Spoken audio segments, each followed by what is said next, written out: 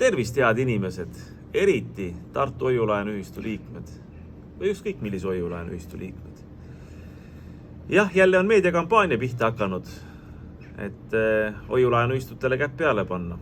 Hoiu-laenuühistud, need on ju viimased lokaalse raharingluse tagajad Eestis ja kui nendele käpp peale pannakse, siis on tee lahti digirahale ja siis on tee lahti tegelikult meie inimeste finantsilisele orjastamisele. Ma tean, et mõned naeravad, aga paari aasta pärast ei naera.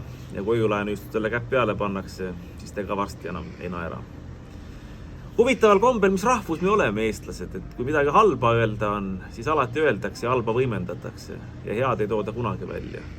Aga head liikmed, ma panen teile südame peale. 20-30 aastat olete saanud head intressi Hoiu-laenuühistult. Kellel on laenu võetud, olete oma majandusprojektid käima saanud, olete saanud tööd ja leiba anda, olete teinud investeeringuid. Kes on võlakirja emissioone korraldanud tänu Hoiu-laenuühistule, olete raha kokku saanud, olete jälle oma asjad ära teinud. Miks ma loen ainult halba?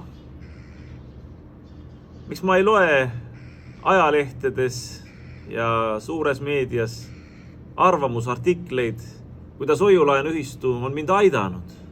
Mitte mind, teid. Intressi maksnud, võlakirja emissiooni korraldanud, laenu andnud, olen oma asjad korda saanud, olen ära teinud, olen elanud.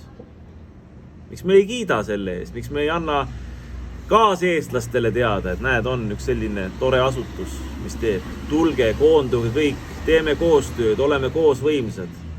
Miks me tahame laiali lammutada oma suure tööga loodud ühinguid?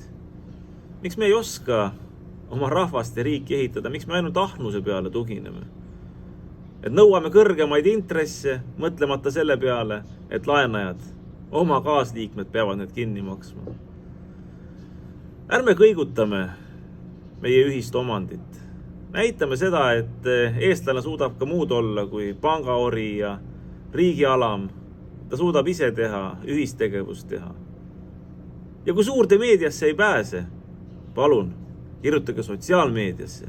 Saatke e-kiri oma sõbrale, naabrile, pereliikmele, helistage ja võtke ühendust Riigikogu liikmete ja valitsuse liikmetega, kes praegu menetlevad Hoiu-laenuühistutele käppa peale panemise seadust. Kas sa oled kirjutanud juba Riigikogu liikmele? Eriti kui sa oled Reformierakonna valija, Eesti 200 valija, sotsiaaldemokraatide valija. Nemad on täna süüdi selles, et teie omandile tahetakse käppa peale panna. Võidelge siis selle eest. Ega võitlemine ei ole ainult juhatuse töö. Juhatus on võidelnud. Mind ei valitud Riigikogu liikmeks. Kuigi ma ütlesin avalikult välja, et ma oleks läinud ka Hoiu-laenuühistut ehk teie eest võitlema. Aga te pidasite paremaks seda, et teised võitlevad. No nad nüüd võitlevadki, nad panevadki käpa peale teie omandile. Aga mida te nüüd teete? Nüüd peate te ise palju tublimalt võitlema. Sest mina, nagu teiegi, käin Riigikogus müts näpus. Aga nüüd tuleb tugevamalt võidelda. Kirjutage, nõudke oma õigust Riigikogult, valitsuselt. Ja andke kaaskodanikele teada, kuidas Hoiu-laenuühistu teid aidanud on.